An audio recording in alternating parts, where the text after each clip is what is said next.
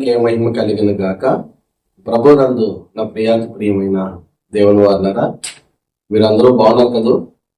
దేవుని దయ వల్ల, మీ అందరి ప్రార్థన వల్ల మీ ఆత్మీయ సహోదరుడైన ధన్యారావుని నేను కూడా క్షమంగా ఉన్నాను. మరలా ఈ దినాన్ని ముందుకు రావడాన్ని బట్టి నేను ఎంతగానో ఆనందిస్తున్నాను. ఇటీవల కాలంలో సేవకులు అని చెప్పబడిన వారు కూడా, లేదా క్రైస్తవులు అని పిలువబడుతున్న వారు కూడా కొన్ని విషయాలు మాట్లాడుతున్నారు. ఆ విషయాలు ఈరోజు మీ ముందుకు నేను తీసుకురావాలని ఆశపడుతున్నాను. అదేమిటి అని అంటే,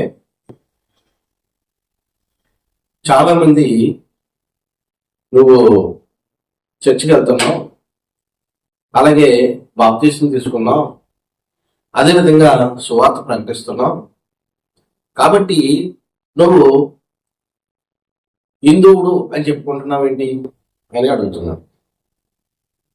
ఇది వాళ్ళు అడిగినటువంటి మాట విన్నట్టు వారికి సమంజసంగానే ఉంటుంది. ఎందుకంటే ఒక వ్యక్తి యేసుప్రభువు వారిని నమ్ముకున్న తర్వాత ప్రార్థనకి వెళ్తూ బాప్తీసం తీసుకుని తాను నమ్ముకున్న విశ్వాసాన్ని ప్రకటిస్తూ ఒక సేవకుడిగా ఉంటూ నేను హిందువుణ్ణి అని చెప్పుకుంటే అది చెల్లుబాటు అవుతుందా అంటే, మనం ఒక వీడియో చూద్దాం.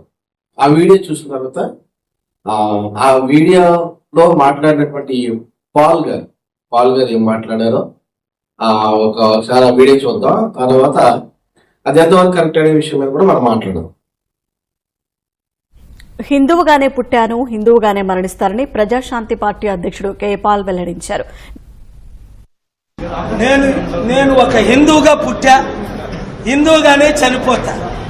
యేసు ప్రభుని సొంత రక్షకుడిగా తెలుసుకొని 200 దేశాల్లో 200 కోట్లకు యేసు సువార్త ప్రకటించారు. యేసు ప్రభు క్రిస్టియనే కాదు, నీకు తెలియపో చెప్తా. యేసు ప్రభు క్రిస్టియన్ కాదు, యేసు ప్రభు హిందువుడు కాదు, యేసు ప్రభు మహమ్మదీయుడు కాదు, యేసు ప్రభు దైవ కుమారుడు. చూశారు కదా, వాళ్ళగారు ఏం చెప్తున్నారు? నేను హిందువుగా పుట్టాను, హిందువుగానే చనిపోతాను అంటున్నాడు. పాల్ గారు చిన్న వ్యక్తి అయినా పాల్ గారు సుమారుగా 250 దేశాలు తిరిగి సువార్త ప్రకటించారు. 250 దేశాలు సువార్త ప్రకటించినటువంటి పాల్ గారు నేను క్రైస్తవుని అని చెప్పుకోవాలిగా, మరి హిందువుని అని చెప్పుకున్నాడు ఏంటి అంటే, అతను జన్మతః హిందువుడు, అదేవిధంగా ఆయన క్రైస్తవుడు కూడా. మీకు అర్థమవుతుందా? ఆయన తన తల్లిదండ్రులు బట్టి, తన దోషాలు బట్టి, తన పుట్టిన ప్రాంతాన్ని బట్టి అతను జన్మతః హిందువుడు. కాబట్టి నేను హిందువుగా పుట్టాను, హిందువుగానే చనిపోతానని చెప్తూ ఇంకేమంటున్నాడు? యేసుప్రభువు వారు మతాన్ని స్థాపించడానికి రాలేదు అని చెప్పాడు. యేసుక్రీస్తు వారు మతాన్ని స్థాపించడానికి ఈ భూమి మీదకి రాలేదు అని చెప్తారు. రైట్. యేసుక్రీస్తు వారు ఎందుకు వచ్చారు ఈ భూమి మీదకి? మన మతం ఇది అని చెప్పారంటే ఆయన ఎక్కడ కూడా వాళ్ళ శిష్యులతో కూడా ఆయన మాట చెప్పలేదు. అంత మాత్రమే కాకుండా ఆయన ఏమంటాడంటే, మనం చోట చూసినట్లయితే ఆయన శాస్త్రులతోని పరిచయాలతోటి ఒక చోట ఈ విధంగా మాట్లాడుతున్నాడు. ఆయన ఏమంటాడంటే, మత్తయి సువార్త 23వ అధ్యాయము 15వ వచనం చదవమ్మా. మత్తయి సువార్త. అయ్యో వేషధారులైన శాస్త్రులారా, అయ్యో వేషధారులైన శాస్త్రులారా, పరిచయులారా, ఒకని మీ మతంలో కలుపుకొనుటకు జాగ్రత్త గమనించండి. యేసుక్రీస్తుల వారు ఎవరు అని అంటే యూదులు. ఆ యూదులతోనే అంటాడు. యూదులు యూదా మతాన్ని కలిగి ఉన్నారనమాట. కాబట్టి అంటాడు, ఒకరిని మీ మతములో కలుపుకొనుటకు మీరు సముద్రమును భూమిని చుట్టి వచ్చేది. అతడు కలిసినప్పుడు అతని మీకంటే 2 అంతల నరకపాత్రుడు, అతనిని మీకంటే 2 అంతల నరకపాత్రులుగా చేయదు. ఇది యేసుప్రభువు ఇస్తున్నటువంటి స్టేట్మెంట్. ఏమంటాడు? అయ్యో వేషధారులైనటువంటి శాస్త్రులారా, పరిచయులారా, ఒకరిని మీ మతంలో కలుపుకున్నట్టుకు మీరు సముద్రమును భూమిని చుట్టూ వచ్చేదరు. అతడు కలిసినప్పుడు అతనిని మీకంటే 2 అంతల నరకపాత్రునిగా చేయదు. ఎవరినంటే మాట అంటే శాస్త్రులు, పరిచయులు. శాస్త్రులు అంటే ధర్మశాస్త్రం ముందు మంచి పట్టున్నటువంటి వారు అనమాట. పరిచయాలు అంటే అక్కడ లేవి గోత్రానికి సంబంధించిన వారు. ఈ శాస్త్రంతో పరిచయంతో ఈ మాటలు చెప్తున్నాడు. పైగా మీ మతం అంటారు. మీ మతం అంటే అది ఏ మతం? యోధా మతం. మరి యేసుక్రీస్తు వారు ఎవరు? ఆయన యూదుడే, మన మతం అని అనలేదు. కాబట్టి యేసు ప్రభువు వారు మతాన్ని స్థాపించడానికి రాలేదు. ఆయన నేనే మార్గం, నేనే సత్యం, నేనే శివం, నా ద్వారా తప్ప ఎవడను తండ్రి వద్దకు రాలేరు అని చెప్పారు. కాబట్టి పౌలు గారు చెప్తున్న మాట ఏంటంటే, నేను హిందువుడిని, హిందువుగా పుట్టాను, హిందువుగానే నేను చనిపోతానని ఆయన చెప్తున్నాడు. ఆయన చిన్న వ్యక్తి అని అంటే ఆయన చిన్న వ్యక్తి కాదు. ఆయన ప్రపంచంలో అనేక దేశాలు, సుమారు 250 దేశాలు తిరిగినటువంటి ఆయన మాట అనడానికి గల కారణం ఏంటంటే, యేసు ప్రభువు వారిని నమ్ముకోవడంలో మతం మారటం కాదు, కులం మారటం కాదు. మీకు అర్థమవుతుందా? యేసు ప్రభువు వారిని నమ్మకంటే, యేసు ప్రభువు వారిని నమ్ముకుంటే మారవలసిందేంటి? మతమా? నో. కులమా? నో. మరి ఏం మారాలి? మనసు మారాలి. పాపక్షమాపణ నిమిత్తం ప్రత్యుత్తాప హృదయం కలిగి మారు మనసు పొందండి అన్నాడు. ఎవరు? బాప్తిస్మిచ్చి యోహాను గారు. పాపక్షమాపణ నిమిత్తం ప్రత్యుత్తాప హృదయం కలిగి మారు మనసు పొందండి అని. మారు మనసు అంటే ఏంటి? మనకున్నటువంటి చెడు మనసు ఏదైతే ఉందో దాన్ని విడిచిపెట్టి దాన్ని మంచిగా మార్చుకోండి, మారు మనసు పొందనని. అంటే ఆయన యేసుప్రభువు వచ్చిందంటే మనిషిని మార్చడానికి వచ్చారు, మనసుని మార్చడానికి వచ్చారు తప్ప మతాన్ని మార్చడానికి రాలేదు. అయితే ఇప్పుడు ఈ సందర్భంలో మనము పౌలు గారిని జ్ఞాపకం చేసుకుందాం. పౌలు గారిని జ్ఞాపకం చేసుకుంటే ఆయన అపొస్తలుల కార్యములు 22వ అధ్యాయము 25 నుండి 28వ వచనం వరకు. వారు పౌలును వారులతో కొట్టుచున్నప్పుడు అతడు తన దగ్గర నిలిచి ఉన్న శతాధిపతిని చూసి శిక్ష విధింపకయే రోమియుడైన మనుషుని కొరడాలతో కొట్టుటకు మీకు అధికారం ఉన్నదా అని అడిగను. ఇక్కడ పౌలు గారు ఏమని చెప్పుకుంటాడంటే, నేను రోమిని చెప్తున్నాడు. అంటే పౌలు గారిని మరి కొరడాలు పెట్టి కొడుతున్నారు. ఎందుకు కొడుతున్నారంటే, పౌలు గారు ధర్మశాస్త్రమందు నిష్ఠాగరిష్ఠుడైన పౌలు గారు ధర్మశాస్త్రమందు నిష్ఠాగరిష్ఠుడు.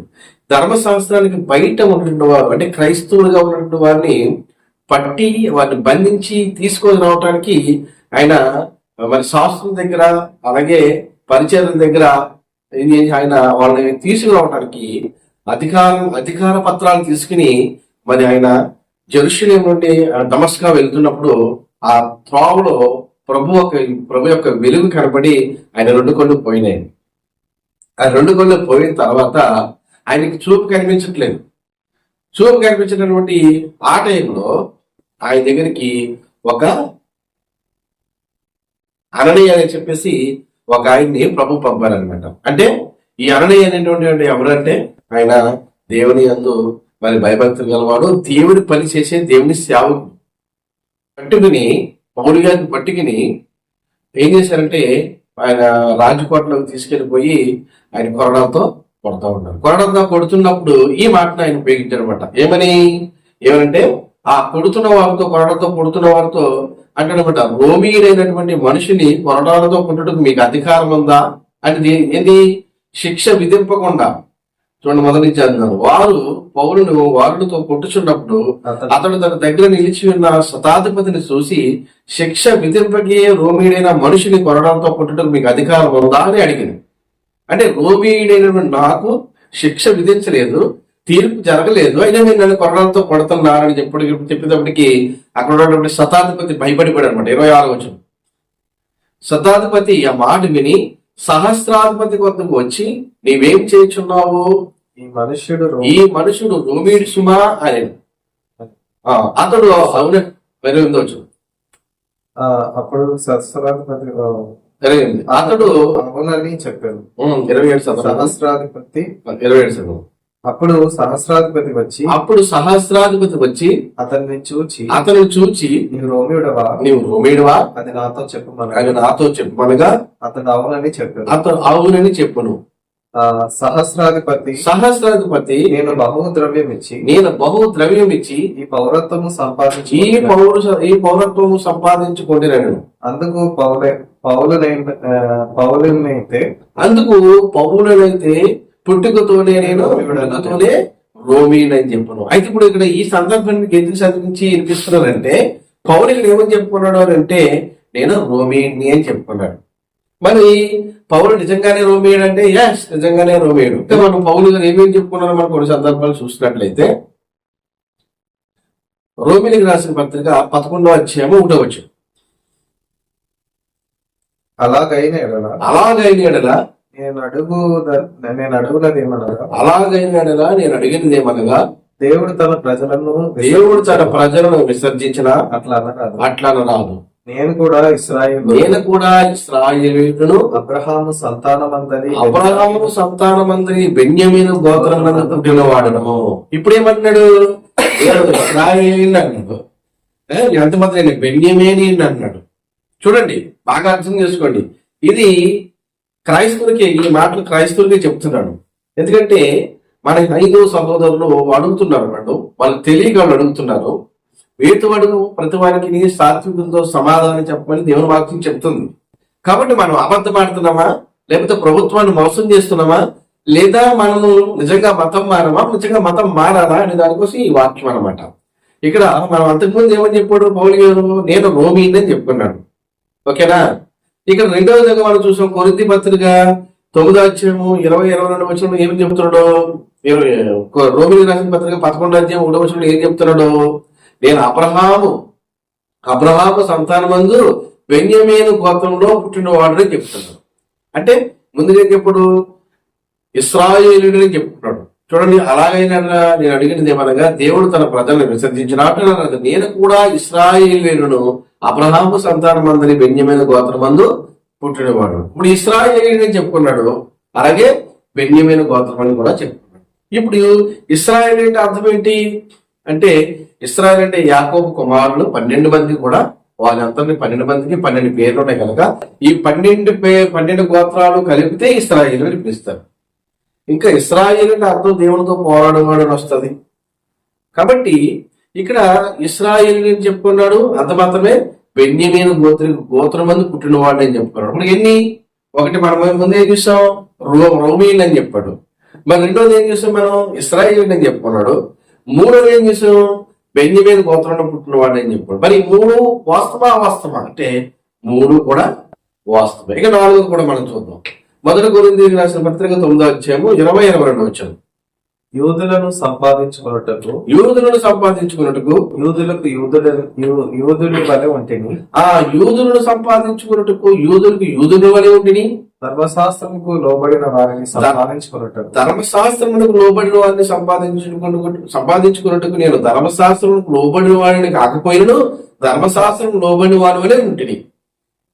విషయమై మనిషి చదువుకుంటాం. ఇక్కడ 20వ వచనం ఏమన్నాడు? యూదులను సంపాదించుకున్నట్టుకు యూదుని వలె ఉన్నాను అని చెప్పాడు. ఒకటి పాయింట్. అలాగే ధర్మశాస్త్రముకు లోబడి వారిని సంపాదించుకున్నట్టుకు నేను ధర్మశాస్త్రములకు లోబడిన వాడిని కాకపోయినను ధర్మశాస్త్రం లోబడిన వాడి వలె ఉంటుంది. ఇక్కడ చెప్తున్నా మనం బాగా గమనించాలి. ఇక 21వ వచనం. దేవుని విషయమై ధర్మశాస్త్రం లేని వాడిని కాదు గాని క్రీస్తు విషయమై ధర్మశాస్త్రమునకు లోబడిన వాడును. అయినను ధర్మశాస్త్రం లేని వారిని సంపాదించుకున్నట్టుకు ధర్మశాస్త్రం లేని వారికి ధర్మశాస్త్రం లేని వారి వలె ఉంటుంది. ఇంకా 22వ వచనం. బలహీనులను సంపాదించుకున్నట్టుకు బలహీనులకు బలహీనుడనైతే ఏ విధము చేతనైనను కొందరిని రక్షింపవలనని అందరికి అన్ని విధముల వాడనైతే దేవుడికి మహిమ కలిగింది గాక. ఇప్పుడు చూడండి, పౌలు గారు చెప్తున్న ఆయన యొక్క ఈ కంటెంట్ లో ఎక్కడైనా పౌలు గారు నేను క్రైస్తవుని చెప్పుకున్నాడా? ఈ కంటెంట్ లో మనం చూసుకుంటూ వచ్చాం కదా. ఒక చోట రోమీన్ అని చెప్పుకున్నాడు, ఒక చోట నేను ఇశ్రాయేలు అని చెప్పుకున్నాడు, ఇంకో చోట ఏమో యూదుని అని చెప్పుకున్నాడు, ఇంకో చోట వచ్చేటువంటి బెన్యామీను అని చెప్పుకున్నాడు, ఇంకో చోట వచ్చేటప్పుడు నేను మరి ఎవరో అన్యుని అని చెప్పుకున్నాడు, ఇంకో చోట చూసేటప్పటికి ధర్మశాస్త్రం లేని వారికి ధర్మశాస్త్రం లేని వాడిని ఉన్నానని చెప్తున్నాడు. ఇంకో చోట చూసేటప్పటికి బలహీన సంపాదించుకుంటే బలహీన అని చెప్తున్నాడు. ఇన్ని చెప్పాడు కానీ ఎక్కడైనా నేను క్రైస్తవుని అని పౌలు గారు చెప్పుకున్నాడా? లేదు. ఎందుకని? చెప్పుకోవాల్సిన అవసరం లేదు, చెప్పుకునే ఇబ్బంది లేదు. మీకు అర్థమవుతుందా? క్రైస్తవ్యం అంటే క్రియల రూపంగా కలపడాలి తప్పని క్రైస్తవుడు అని చెప్పేసి మెల్ల సిలువ వేసుకుని ఓ తెల్ల బట్టలు కట్టేసుకుని మరి ఏదో నేను నేను క్రైస్తవుని అనేటువంటి వేషధారణ అనేది మనకి ఆయన చూపించలేదు. ఆయన ఏం చెప్తున్నాడు ఈ కంటెంట్ లో మనం ఎక్కడ చూసుకున్నట్లయితే ఆయన చెప్పిన అన్ని కూడా మనం చూసుకుంటూ వచ్చాం. రోమిల్ దగ్గర నేను రోమిన్ అని చెప్పాడు. అలాగే నేను మరి ఇశ్రాయేలు అని చెప్పుకున్నాడు. బెన్యామీను గోత్రంలో పుట్టినవాడిని అని చెప్పుకున్నాడు. అదే విధంగా నేను ధర్మశాస్త్రం లేనటువంటి వాడిగా ఉన్నానని చెప్తున్నాడు. బలహీనుడు సంపాదించుటకు బలహీనుడిగా కూడా నేను ఉన్నానని చెప్పాడు. ఇన్ని చెప్పుకున్నా కానీ ఎక్కడా కూడా నేను క్రైస్తవుడనైనా చెప్పుకోలేదు. ఈ రోజున యేసుక్రీస్తున్నటువంటి అనుసరిస్తున్న వారిని అసలు ఈ రోజు కాదండి, అసలు ప్రారంభంలోనే మొదటి శతాబ్దంలోనే యేసుక్రీస్తుల వారి శిష్యుల్ని ఆయన యేసుక్రీస్తుల వారు ఆ శిష్యులు పోజేసి 12 మంది మనం ఈ కాడి నుంచి మనది ఒక సంస్థ, మనది ఒక క్రైస్తవ్యం అని ఆయన ఎక్కడా చెప్పలేదండి. మరి ఈ పేరు ఎవరు పెట్టారో మీకు తెలిసినా? ఈ పేరు కూడా ఇవాళ మన క్రీస్తుని ఎరగినటువంటి వారు ఎలా అయితే మనల్ని క్రైస్తవులు అని అంటున్నారో ఆయాలు కూడా అంజలి పెట్టిన పేరే అండి. ఆయాలు కూడా అంజలి పెట్టిన పేరు చూపిస్తాను చూడండి. అది మనం చూసినట్లయితే అపొస్తలుల కార్యములు 11వ అధ్యాయము 26వ వచనంలో వారు కలిసి 1 సంవత్సరం అంతయు సంఘములో ఉండి బహుజనములకు వాక్యం బోధించిరి. మొట్టమొదట అంతియొక్కలో శిష్యులు క్రైస్తవులు అనబడని. మీకు అర్థమవుతుందండి? మొట్టమొదట అంతియొక్కలో శిష్యులు క్రైస్తవులు అనబడి. మీకు అర్థమవుతుంది? శిష్యుల్ని యేసుప్రభు శిష్యుల్ని క్రైస్తవులు అనబడి అంటే వాళ్ళు పిలిచారు. ఎవరు? వారు కలిసి 1 సంవత్సరం అంతయు సంఘంలో ఉండి బహుజనులకు వాక్యం బోధించి మొట్టమొదట అంతియొక్కలో శిష్యులు క్రైస్తవులు అనబడి వాళ్ళు క్రైస్తవులుగా పిలిచారు. వాళ్ళు పిలిచింది ఈనాడు వరకు ఆ గుర్తింపుగా క్రైస్తవులుగా ఆ పేరు అలా ఉండిపోయింది అనమాట. కాబట్టి ఈ రోజున యేసు ప్రభువు వారు నమ్ముకున్న వారు ఎవరైనా సరే వారికి మీరు చాలా మంది అంటున్నారు క్రైస్తవులకు కులం లేదు కదా అంటారు. కులం లేదు. ఎలా కులం లేదు అని అంటే ఆధ్యాత్మికంగా కులం లేదు, శారీరకంగా కులం ఉంది. శారీరకంగా ఎందుకు కులం ఉంది? ఇప్పుడు యేసుక్రీస్తుల వారు మనం పుట్టుకు చూస్తాం. ఆయన దేవుని కుమారుడు అంటాడు ఓ పక్కనే, ఇంకో పక్కనే ఏమంటాడు నేను దావీదు కుమారుడు అని చెప్తాడు. ఇప్పుడు దావీదు కుమారుడు అని చెప్పుకున్నప్పుడు వంశవళి ఉంది, దేవుని కుమారుడు అని చెప్పినప్పుడు వంశవళి లేదు. ఇది చాలా తాత్వికమైన విషయం అండి, ఆధ్యాత్మిక విషయం అండి. అంత తేలిగ్గా పైపైన అర్థమైపోయే విషయం కాదు. చాలా జాగ్రత్తగా లోతుగా అధ్యయనం చేస్తే మనకు అర్థమవుతుంది. కాబట్టి యేసుక్రీస్తుల వారికి ద్వంద్వ వైఖరి లేదు, అపోస్తలుల పౌలుకి ద్వంద్వ వైఖరి లేదు, ఇప్పుడు యేసుక్రీస్తుల వారిని అనుసరిస్తున్న భక్తులకి ద్వంద్వ వైఖరి లేదు. మరి ఏమిటి అని అంటే ఈ తత్వం మీకు అర్థం కావట్లేదు. ఈ తత్వం మీకు అర్థం కావట్లేదు. యేసుక్రీస్తుల వారు మనిషి కుమారుడే అంటే మనిషి కుమారుడే. యేసుక్రీస్తుల వారు దేవుని కుమారుడు అంటే దేవుని కుమారుడే. యేసుక్రీస్తుల వారు దావీదు కుమారుడు అంటే దావీదు కుమారుడే. యేసుక్రీస్తుల వారు అబ్రహాం కుమారుడు అంటే అబ్రహాం కుమారుడే. యేసుక్రీస్తుల వారు ఆయన పేరు పేరమ్మా యేసుక్రీస్తుల వారు యోషోబు కుమారుడు అంటే యోషోబు కుమారుడే. మరి ఇంతమందికి ఎలా కుమారుడు అయిపోతాడు ఒక్కైనా? అదే మనకు అర్థం కావాలంటే కొంత టైం పడుతుంది, కొంత జ్ఞానం కావాలి, అర్థం చేసుకోవటం కూడా జ్ఞానం కావాలి. కాబట్టి ఇక్కడ పౌలు యేసు ప్రభువు వారి దగ్గరికి నడిపించడానికి అనేక మందిని నడిపించడానికి రోమీలతో నేను రోమీన్ అని చెప్పుకున్నాడు. అబద్ధం అనేదండి, అతను రోమ పౌరసత్వం కలిగి ఉన్నాడు కనుక రోమీన్ అని చెప్పుకున్నాడు. అలాగే మళ్ళీ ఇంకేమని చెప్పాడు నేను ఇశ్రాయేలీయుని అని చెప్పుకున్నాడు, అది కూడా అబద్ధం కాదు. అలాగే నేను బెన్యామీని అని చెప్పుకున్నాడు, అది కూడా అబద్ధం కాదు. అదేవిధంగా నేను ధర్మశాస్త్రము మరి పాటించిన వారికి ధర్మశాస్త్రం పాటిస్తున్న వారికి నేను ధర్మశాస్త్రం పాటించకపోయినప్పటికీ కూడా ధర్మశాస్త్రం పాటించే వారికి ధర్మశాస్త్రం పాటించే వాళ్ళే ఉన్నాను, ధర్మశాస్త్రం పాటించిన వారికి ధర్మశాస్త్రం పాటించిన వాడి వల్లే ఉన్నాను, బలహీనులకి నేను బలహీనులుగా ఉన్నాను, అన్యుడికి నేను అన్యుడిగా ఉన్నాను, ఏ విధమ చేత నేను అందరికీ అందరి వాడిగా నేను ఉన్నాను. ఇది క్రైస్తవ్యం అంటే. ఇప్పుడు మీకు అర్థమవుతుందండి. ఇప్పుడు నేనున్నాను, నన్ను ముస్లింలు అన్నానుకో నేను ముస్లింలే. ఎందుకు ముస్లిం ఎలా నేను అంటే సున్న తీసేయించుకుని ముస్లిం అవ్వాలా? విశ్వాసాన్ని బట్టి నేను ముస్లింనే. ఎలా విశ్వాసం బట్టి నేను ముస్లిం మీకు చెప్పండిరా? దేవుడు ఒక్కడే అని నమ్మాలి. ముస్లిం అయిన ప్రతి ఒక్కడు కూడా దేవుడు ఒక్కడే అని నమ్మాలి. ఇప్పుడు నేను దేవుడు ఒక్కడే అని నమ్ముతున్నాను కాబట్టి నేను ముస్లిం. మీకు అర్థమవుతుందా? అదే విధంగా నేను క్రైస్తవుని అంటే నేను క్రైస్తవుని, ఎందుకంటే క్రీస్తుని అనుసరిస్తున్నాను కనుక నేను క్రైస్తవుని. ఓకేనా? మరి నేను హిందువుని అంటే నేను హిందువునే. ఎందుకని? నా తల్లిదండ్రులు, నా జన్మతహా నా తల్లిదండ్రులు ఎవరు హిందువులు కనుక నేను హిందువునే. కాబట్టి నేను హిందువుని అని చెప్పుకోవచ్చు, క్రైస్తవుని అని చెప్పుకోవచ్చు, మహమ్మదీన్ అని కూడా చెప్పుకోవచ్చు, భారతీయుని అని కూడా చెప్పుకోవచ్చు.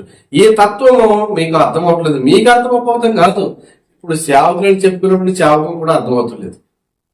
మరి చూశారు కదా, ఈయన పాల్ గారు ఏమంటున్నాడు? నేను క్రైస్తవుడిగా, నేను హిందువుడిగా పుట్టాను, హిందువుడిగానే చనిపోతున్నాడు అని ఆయన చెప్పడం వల్ల అర్థం, పరమార్థం ఏమిటనంటే మతం మారవలసిన పని లేదు, కులం మారవలసిన పని లేదు. యేసుప్రభువు వారి దగ్గరికి వస్తారంటే నీ మతాన్ని నీ దగ్గర ఉంచుకో, నీ కులాన్ని నీ దగ్గరే ఉంచుకో. మరి ఏం ఉంచుకోవద్దు? నీ దగ్గర పాపం ఉంచుకోవద్దు. మీకు అర్థమవుతుందండి? మీ దగ్గర పాపం ఉందనుకో, నువ్వు యేసుక్రీస్తుని నమ్ముకున్న ప్రయోజనం లేదు. నీ దగ్గర పాపం పెట్టుకున్నావు అనుకో, నువ్వు పరలోక రాజ్యానికి వెళ్ళవు. కాబట్టి నువ్వు ప్రభు దగ్గరకు వచ్చిన తర్వాత, ప్రభు నేను పాపను మొట్టమొదటి ఒప్పుకోవాలి, అతిక్రమములు దాచిపెట్టేవాడు వర్ధిల్లుడు, వాటిని ఒప్పుకొని విడిచిపెట్టేవాడు కనికరం పొందును. కాబట్టి నువ్వు దాచిపెట్టకుండా మనుషుల దగ్గర చెప్పుకోవడం అవసరం లేదు. దేవుని దగ్గర నువ్వు చెప్పు, ఓ ప్రభు నేను పాపం చేశాను, నా పాపాలన్నీ నీ పాసనతను ఒప్పుకుంటున్నాను అని దేవుని దగ్గర నువ్వు ఒప్పుకుని, అప్పుడు నువ్వు పాప క్షమాపణ నిమిత్తం పశ్చాత్తాపహృదయం, నువ్వు చేసిన పాపానికి పశ్చాత్తాపహృదయం కలిగి మారు మనసు పొందు. అప్పుడు బాప్తిసం తీసుకో, అప్పుడు నీకు పరలోక రాజ్యానికి వారసుడు అవుతావు. ఇది క్రైస్తవ్యం అంటే. అంటే బాప్తిసం చేసుకుని మతం మార్చేస్తున్నాడు, ఇంటి దగ్గర సువార్త ప్రకటించేస్తున్నాడు, మతం మార్చేస్తున్నాడు. ఇది మీ ఊహలు తప్ప కానీ ఇది వాస్తవం కాదు. ఆనాడు మిషనరీలు వచ్చి మతం మార్చలేదు, ఈనాడు పాస్టర్లో మతం మార్చలేదు. మతం ఎవరు మారుతున్నారయ్యా అంటే హిందువులు అని చెప్పుకునేటువంటి అధికారము, అధికార వర్గము, అధికార దాహము, మతదాహం కలిగినటువంటి వాళ్ళు ఆ దగ్గరికి వెళ్ళి బలవంతంగా, అదిగో నీ పేరు మరియమ్మని పెట్టుకున్నావు కాబట్టి నువ్వు క్రైస్తవురాలు, ఇదిగో నీ పేరు యోహాను పెట్టుకున్నావు కాబట్టి నువ్వు క్రైస్తవురాలు. మీరు ఎందుకంటే కులపిచ్చి ఉన్నాం, మీలో కులపిచ్చి ఉంది కాబట్టి మీరేం చేస్తారు, మీలో మత పిచ్చి ఉంది కాబట్టి మీరు ఏం చేస్తారంటే వాళ్ళు కూడా మతంలోకి గెంటుతున్నారు, మీరు గెంటుతున్నారు. కాబట్టి ఈ రోజున ఎవరు భారతదేశంలో ఎవరు మతం మార్చేవాళ్ళు ఎవరంటే అధికారికంగా మీరే మారుస్తున్నారు. కాబట్టి యేసు ప్రభువు వారి దగ్గరికి ఎవరైనా రావాలనుకుంటే స్వచ్ఛందంగా యేసుక్రీస్తు వారు దేవుడని, ఆయన మానవుడిగా ఈ భూమి మీదకి వచ్చాడని, ఆయన నమ్ముకుంటే మన పాపాలు, ఆయన దగ్గర మన పాపాలు ఒప్పుకుంటే, ఆయన అనుసరిస్తే, ఆయన చెప్పిన ప్రకారం జీవిస్తే మన పరలోక రాజ్యము నిశ్చయంగా మనం పొందుకుంటామని ఎవరైతే ఆసక్తి కలిగి ఉన్నారో వారందరికీ ద్వారాలు తెరిచే ఉన్నాయండి. వారందరికీ ద్వారాలు తెరిచే ఉన్నాయి. ఆయన ఒకటే చెప్తున్నాడు, నేనే మార్గము, నేనే సత్యము, నేనే జీవము, నా ద్వారా తప్ప మీరు తండ్రి దగ్గరికి వెళ్ళలేరు. ఎంత ఎన్నో మనం మోక్షాన్ని పొందాలంటే ఎన్నో సాధనాలు ఉన్నాయండి. మరి యేసు ప్రభువు చెప్తున్న మాట అంటే చాలా చాలా సింపుల్ మార్గం అనమాట. ఆయన ప్రభువుని మీరు ఒప్పుకొని, మీ హృదయం విశ్వసించి నోటితో మీ ప్రభువుని ఒప్పుకొని ఆయన దగ్గరికి వచ్చినట్లయితే నేడే మీకు రక్షణ. కాబట్టి ఎవరు కూడా తప్పుగా అర్థం చేసుకోకుండా క్రైస్తవులు మోసం చేస్తున్నారని అనుకోవద్దు. క్రైస్తవులు వాడు హిందువులైతే హిందువులనే చెప్పుకుంటారు, క్రీస్తులు అనుసరిస్తున్నారు కనుక క్రైస్తవులని చెప్పుకుంటారు, క్రైస్తవులని కూడా చెప్పుకుంటారు, హిందువులని చెప్పుకుంటారు, క్రైస్తవులని చెప్పుకుంటారు. అదే విధంగా అవసరమైతే ముస్లింలని కూడా చెప్పుకుంటారు. వాళ్ళు అప్పుడు అపొస్తలుడైన పౌలు గారు అన్ని విధాలుగా చెప్పుకున్నాడు. ఎందుకు చెప్పుకున్నాడు అంటే అన్ని విధాలుగా అందరినీ సంపాదించుకోవాలని ఆయన ఆ మాట చెప్తూ వచ్చాడు. ఆయన చెప్పిన దాంట్లో కూడా అబద్ధం లేదు. పౌలు గారు చెప్పిన దాంట్లో ఎక్కడ కూడా అబద్ధం లేదు. ఈనాడు క్రైస్తవులు చెప్తున్న మాట కూడా అంటే ఈనాడు చెప్తున్న మేము హిందువులని చెప్తున్నారు, వాళ్ళు హిందువులుగా వాళ్ళ తల్లిదండ్రులు హిందువులే కనుక వీళ్ళు కూడా హిందువులు అవుతారు. క్రీస్తులు అనుసరిస్తున్నారు కనుక వీళ్ళు కూడా క్రైస్తవులు అవుతారు. కాబట్టి క్రైస్తవులు ఎప్పుడు కూడా అబద్ధం ఆడట్లేదు, వాస్తవమే చెప్తున్నారు. వాళ్ళ మత మార్పిడి అనేది చేయట్లేదు. పాపం విడిచిపెట్టి ఆ చీకటిలో నుంచి ఆ ఆశ్చర్యకరమైన వెలుగులోనికి నడిపించడానికి క్రీస్తు యొక్క శిష్యుడిగా వారు ప్రయాణం చేస్తున్నారు. వారికి ఇవ్వబడిన ఆజ్ఞ ఏంటంటే సర్వ సృష్టికి సువార్త ప్రకటించండి, నమ్మి బాప్తిసం పొందిన వాడు రక్షించబడడం, నమ్మని వారికి శిక్ష విధించబడడం. ఇది సువార్త. కాబట్టి నేడే అనేటువంటి సమయం ఉండగానే, దీపం ఉండగానే ఇల్లు చక్క పెట్టుకున్నట్టుగా మరి నేడే అనేటువంటి సమయం ఉండగానే మీరు ప్రభు దగ్గరకు వచ్చినట్లయితే ఎందరో కనబడి అందులో మాయమవి ఆగునటువంటి వారు మనం. కాబట్టి మీరు ప్రభు దగ్గరకు వచ్చి మీరు చేసినటువంటి తప్పుదారులు, మీరు చేసినటువంటి పాపాలు ఒప్పుకొని, ఓ ప్రభు నేను పాపను ఒప్పుకొని చిత్తాప్రదయం కలిగి మారు మనసు పొంది బాప్తిసం పొందినట్లయితే నీవు దేవుని రాజ్యంలో హక్కుదారుడిగా ఉంటావు. మరి ఆయన తండ్రి యొక్క కుటుంబాలను కూర్చుని నీకోసం నాకు విజ్ఞాపన చేస్తూ ఉన్నాడు.